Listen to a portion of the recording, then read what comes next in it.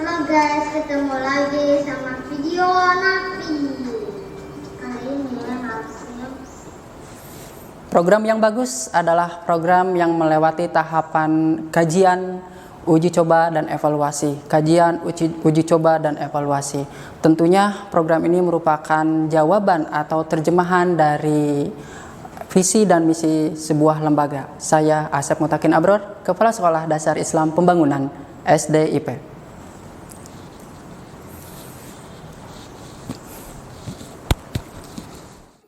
Assalamualaikum warahmatullahi wabarakatuh. Saat ini dan ke depan, dunia global berada pada kondisi perubahan yang begitu cepat. Banyak ketidakpastian dan permasalahan kompleks yang akan dihadapi oleh generasi mendatang. Ini disebabkan oleh transformasi yang begitu cepat dari sisi teknologi sampai pada arus informasi. Tentunya hal ini menjadi kondisi yang penuh tantangan bagi setiap negara, termasuk Indonesia, dalam mempersiapkan generasi masa depan. Menyiapkan generasi masa depan menjadi semakin kompleks dan rumit saat COVID menghantam dunia. Namun, apapun kondisinya, pembekalan berbagai kemampuan, khususnya kemampuan abad 21, harus sudah mulai diperkenalkan sejak dini. Dalam memberikan layanan pendidikan, SD Islam Pembangunan pada tahun 2020 mulai diamanahkan oleh Yayasan Syarif Hidayatullah Jakarta untuk menghadirkan pengalaman belajar yang bermakna yang berorientasi kepada peserta didik. Berdasarkan arahan yang diberikan, SD Islam Pembangunan menerapkan pembelajaran berdiferensiasi dalam bentuk Integrated Project Based Learning (IPJBL). Inovasi pembelajaran ini begitu penting karena mampu memberikan pengalaman belajar yang bermakna kepada setiap peserta didik. Di samping itu, melalui IPJBL, keterampilan abad 21 yang diperkenalkan oleh Trilling dalam bukunya 21st Century Skills, yaitu Critical Thinking and Problem Solving, Communication and Collaboration, and Creativity and Innovation, mendapatkan ruang yang luas. Yang menjadi tantangan adalah bagaimana IPJBL dilaksanakan di masa pandemi. Melaksanakan IPJBL di masa pandemi merupakan tugas yang sangat menantang karena dalam proses pelaksanaannya terdapat beberapa hal yang harus terlebih dahulu diselesaikan demi tercapainya tujuan yang dimaksud. Saya bersama tim melaksanakan kajian untuk melihat hal-hal yang kemudian harus segera diantisipasi dan diselesaikan. Hal-hal tersebut adalah yang pertama, komunikasi dan gaya belajar peserta didik. Yang kedua, muatan kurikulum untuk masa pandemi. Yang ketiga, media penunjang pembelajaran di masa pandemi. Dan yang keempat, kebijakan pelaksanaan IPJBL.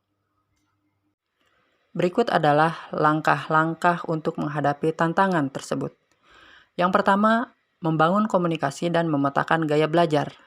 Strategi yang dilakukan untuk menempuh hal ini adalah dengan cara melakukan pertemuan dengan orang tua yang dilakukan secara virtual. Tujuan dari pertemuan dengan orang tua ini adalah untuk menyamakan persepsi dan langkah dalam memberikan pelayanan pendidikan kepada peserta didik, baik itu di rumah maupun di sekolah. Selanjutnya adalah bedah profil peserta didik.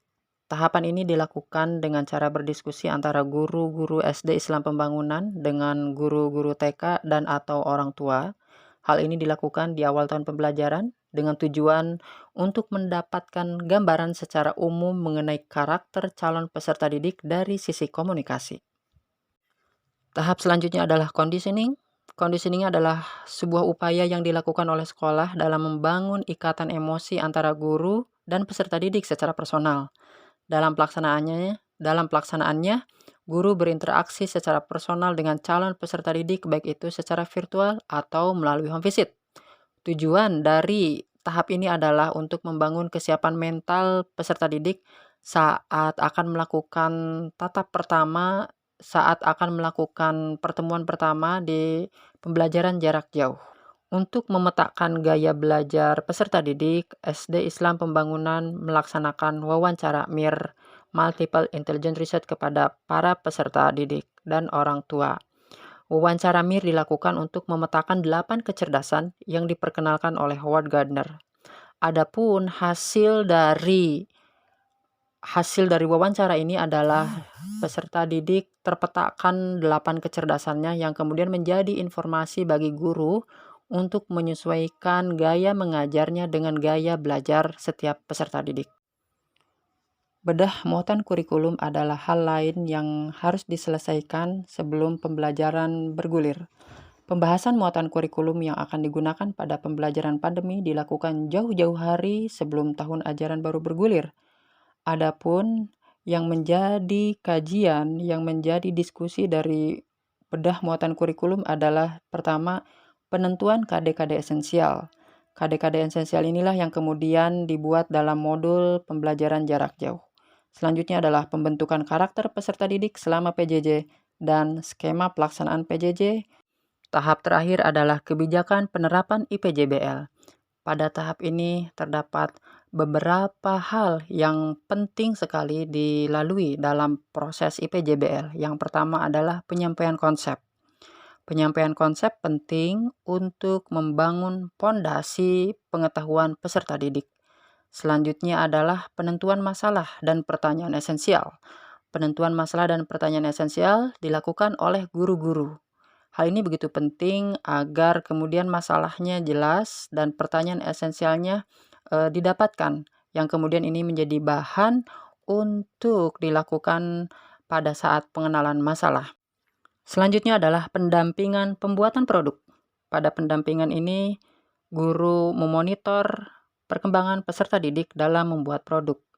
Dan para guru menggunakan teknik visible learning, yaitu teknik di mana guru-guru memonitor dan memberikan feedback dari progres yang ditunjukkan oleh peserta didik. Presentasi produk adalah bagian yang paling penting pada tahap ini, di mana pada tahap ini peserta didik diuji atau dilihat apakah peserta didik itu memahami konsep yang sudah diberikan selama ini dan terpraktekkan pada pembuatan produk.